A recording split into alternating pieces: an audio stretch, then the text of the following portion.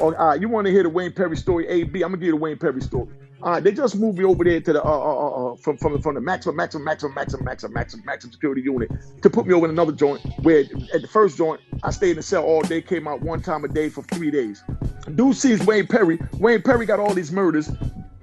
The whole prison scared of him. The staff. We in ADX, so now they petrified of Wayne. Yeah, I mean, literally petrified of Wayne. So just from this dude, he's in a whole nother unit, but he can see Wayne. But he's in the other side of the jail, but he can see Wayne. We got dudes see Wayne Perry way on the other side. So me and Wayne sitting over there, and I'm telling Wayne, yo, I see that dude look like he telling the police something and pointing at you. And Wayne said, man, I don't even know that. And I said, yo, but he telling the people something. And Wayne's like, I don't know. What could he tell him? I don't know. I'm just glad to be out the cell all day, to be able to come out here where now we eat 3 times a day. We eat on the flats where we come out the cell, we eat for 30 minutes, and then we go back in the cell. But at least we get to come out to eat now, where normally they bring the food in there. So he glad to come out. He said, man, I'm not even thinking on that dude. So now we sitting there. Here go the dude. The police come walking in the unit and call Wayne to the gate. You know what I mean? And told him to pack his shit. So I go up there, because I'm not standing for none of that. I said, no, where the homie going? Oh, no, the lieutenant want to see him. Nah, lieutenant don't need to see him. That nigga there just told him something. So that's why they want to see him. That nigga there just told him something. You know what I mean? So they said, well, who's you? You from D.C.? I said, nah, I ain't from D.C., but I hustled in D.C. Yeah, I hustled in Southeast. I did what I did down there. Now what they got to do with anything? You know what I mean? Because, I mean, you know, I know Wayne and them from the street. You know what I mean? Come on, dog. So now I'm like, nah, dog. So I say, yo, Wayne, what you trying to do? I'm there for riots in Lewisburg. So right now I got the buck in me. I'm ready to fight. Y'all, they want to tear it up. Let's tear it up. So I'm telling Wayne, yo, what you want to do, man? You know what I mean? We already in ADX. What they going to do with us? And he said, nah, they can't do nothing. I don't know that. You know what I mean? I said, dude, make the call before they move you, because whatever you're trying to do, I'm rolling with you. You understand what I'm saying? So he's like, nah, man, let me go see what they want. They come over there. He didn't know the dude, so he figured he's safe. So when he come over there, Wayne said, yo, what's up? And they said, nah, we got to lock you up because dude said that you got in a fight with his homie. I mean, no, your homie got in a fight with his homie, and you was in the yard, and he seen you out the window.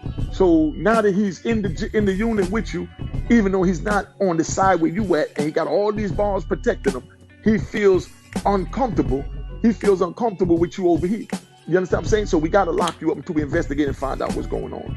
So now they grab the big homie and they take him to the shoe. 20 minutes later, they come back. They go get this nugget arrow because they already knew they was going to kill him. I don't know how he lasted 20 minutes over there. To be honest, only lasted 20 minutes over there because nobody knew what they really did. It's just that I was sitting there with Wayne, so I peeked the whole move. So now they come and they grab the dude, and you know, the dude from what was he from? Like Portland, Oregon. Not disrespecting Portland, Oregon, but that's where homie was from. So dude from out Portland, Oregon. So I'm like, yo, what kind of time is this? Y'all just gonna take it and get a word for it? You know what I mean? So then I remember Wayne said that he don't even know the dude. So I'm telling the COs, you know what I mean? I mean correction officers. I'm telling the COs, yo, nah, hold up, man. The homie don't even know the dude, man. He was never even with the dude here and never with the dude nowhere. So how you gonna lock the homie up on some bullshit and you ain't got nothing from him? And they're like, yo, come on, Unique. We know who you are. We don't want no trouble. We don't need no more riots. We can't afford to have that here because, you know, this is maximum security prison. Y'all ain't supposed to be out. We try to say, I don't give a damn about none of that. Where you taking my homie? And that's where we at. So now I'm asking, where you taking the homie? So Wayne tell me, yo, you just fall back, man. I'm just going back because these people ain't over here. They ain't going to act right. But I mean, you know, this is where it's at. So they take a homie based on what somebody else said. You understand what I'm saying? No proof, no, they was never in a unit together. He's telling them that Wayne's homie did legal work, stomped out the dude, you know what I mean, in the yard, and Wayne was in the yard, and he seen it out the window.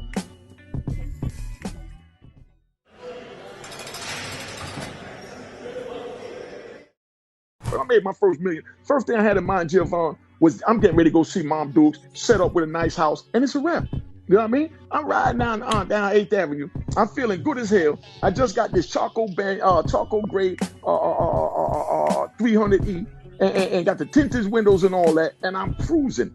And I'm playing that joint that Frankie Beverly Before I Let Go joint. Before I let go of this motherfucker, million, you got to kill me or lock me up. And why did I have that damn thought? So enough, here come behind me the police sirens. The police sirens come behind me. They pull me over. I got $1 million in the trunk. They take my goddamn $1 million and ask me, what do you want? You want to go to jail or you want to give us this money? I told them, man, keep the money. You want the title too? The title in the gun compartment. I'll see you another time. So now I had to go start over from scratch. So now what do I do from there? But buckle down and get grinding harder. You know what I mean? That was the dirty dozen. That's how they came at us. Bottom line, nigga, you want this money, you want to go to jail. You know what I mean? Any smart man, keep the money. I can make that million back in no time. I can't get back that life sentence they're going to give me for no goddamn $1 million worth of goddamn drugs. That they're going to put all types of shit on it. So I had to start back over, but I made alliance with them, and I wanted to make more money because they gave me a free run to do what I do. I had to pay them when I had to pay them and do what I had to do. But yeah, they got their little money. I got mine. Everybody made their money. Just like dudes don't understand. They say like black dudes, like people prey on the community because they say they extort the community. When they say they extort the community, it's not really even so much of extorting the community. What it is you got people in the community the same way you pay taxes to the police. You pay taxes to the government for the police to protect you. You pay taxes to the state for the police to protect you. And I'm giving you this game. Y'all pay attention. Don't get lost where I'm at. You pay taxes to all these European government forces to protect you. But they're not doing nothing. So therefore, now they can't do nothing. So now you go through the local guerrilla in the neighborhood. And you tell them such and such is doing this and such is doing that, such is doing that. And then now, all of a sudden, the guerrilla tell you, okay, well, you got to pay me X amount every week and I'm going to keep such and such up off you. What's the difference with that and the police telling you, you pay your taxes and I'm going to keep your neighborhood clean, but then they don't clean it, keep it clean. But at least you see the local guerrilla. You already see him every day and you just know his presence and know to leave whoever it is that's going to him to leave him alone. I don't watch all this. But it's different type of extortion. So if you want to know if I've been extorted, I ain't never been extorted by no. Let's get that straight. You know what I mean? And I ain't talking that cocky shit. I'm just talking that real shit. I ain't never been extorted by no. But them people shook me down too. You better believe they hit my little funyuns. You understand what I'm saying? But the little bit I gave them wasn't nothing compared to what I was able to do. I can't do nothing but keep it real with y'all because y'all deserve that. But that's what it felt like when I made my first million. Easy come, easy go. That's how fast it went, man. I ain't even make it back to the garage to take the shit out. The motherfucker wipe my shit with it or nothing. You know what I mean? These stinking mothers came and took my little motherfucking $1 million, man. So now I got to start back over, go back and get another 10 keys and flip that, take 5 to buy 10, buy 5 to 10 and go back and keep 5 and start it all back up. But I got back on my feet and did what I did. I didn't let that discourage me.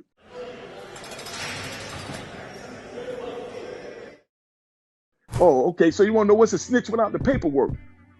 If a person don't have the paperwork, you can't say he's snitching. You got to have the paperwork. You understand what I'm saying? Because the paperwork tells it all. Because you don't want to put a bad bone on a person. A lot of people going to put a bad bone on a person just because they get fly together. You understand? Just like me being at everything I do, whatever I file, they always put in the computer. They got prison computers now so they can look me up anywhere I go. But if they didn't have that, you have you just trying to lie and say that I done told something. So that's why you need the paperwork. You know what I mean? No paperwork, no snitch.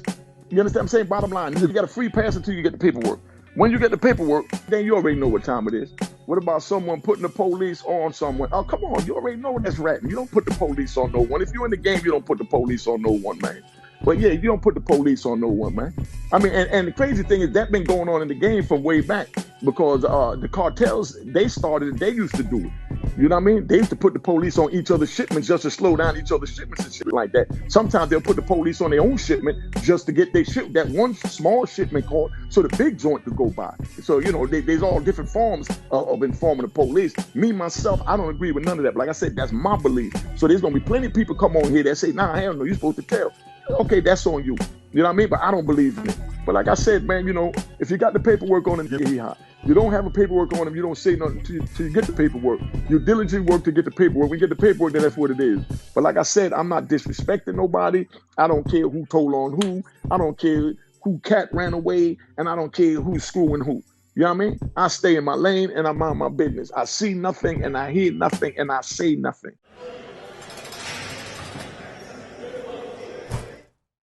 I'll give you a good jail story. I'm in the yard and I'm working out. I'm up on the joint. I'm greasy. I'm sweating. Here go. They put these little young, you know, European female, blonde hair, blue eyes, body cut up, looking vicious, like she need to be on a beach surfing somewhere. But they got her working. Vicious gap, boom. Then she got on the Air Force. I mean, with them joints, the Air Max. All black Air Max looking good, got the gap shit looking proper. I'm up on the pull-up bar. I normally do a little 15 in the set, but now I'm feeling freaky because I'm seeing this old white chick. So now I started hitting 20 in the set, 25 in the set. Now she looking, I see her mouth drooling. So now I played off and I'm watching her. So I get down, I do my 50 push-up. So I get up, I look at her, I wink at her, and I go back down and do another 50 push-up. So then now I sit there and then now I'm doing what we call the rolls. The rolls where you keep your body bent and your hands on the ground. So you push up and you roll up like that. So you push up and you roll up. So now I'm doing that to simulate me rolling up in that cream cheeks.